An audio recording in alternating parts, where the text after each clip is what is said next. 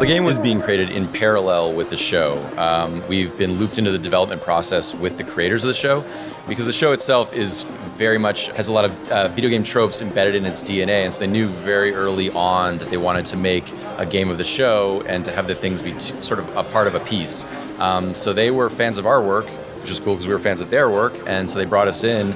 And so as we've been building the game, we've been taking feedback from the show team and ideas from the show, pulling it into the game. We've been reading all the scripts of the show episodes and all the animatics and sort of pulling cool things from the world as we saw them and putting them in the game.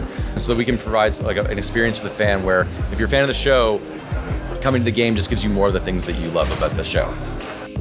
Inside the game, there's some secret stuff we're not quite talking about. It's not quite available yet, but there will be definitely some connections between the show and the game. Really encouraging the viewers to watch as much as they can and then come back and play the game. Yeah, and in terms of like the content, I mean, the game is just absolutely filled with everything that you love about the show, and then a whole bunch of like deep dive Easter eggs for big time fans of the show as well.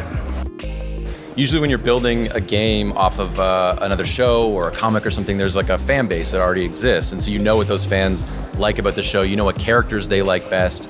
And so you kind of have like a blueprint for what kind of game you're supposed to make, which is cool, but just not that interesting to us. So in this case, the show isn't out. There isn't a fan base yet. And so we have, in essence, become like the first fans of the show. So the things that we like about the show, the characters that we respond to, we pull them out and put them front and center in the game. And we think that what we like about the show is going to be the same things that the audience does. One of the cool things about demoing so far at this show is we've had people that know about the show and go, "Oh, this is going to be great. This is exactly what I love about the show in the game." And then we've had people that haven't heard of the show.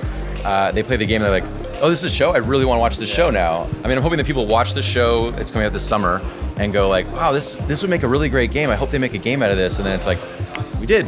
Here it is. Yeah. In terms of people going over from the game to the show, I think that'd be a really exciting idea, but I think Jeff can speak to that. Yeah, I mean, but as Dan was mentioning, it's really going to be something where if you're a fan of the show, you're loving the show, and you're going to come find the game from that. Same thing from the game. If you're loving the game, you're going to find that show as well and gravitate back towards that. So it's really going to be something that kind of pulls those viewers and players back and forth between both of these products. It's something that's really exciting for us to kind of bring out to the market as well.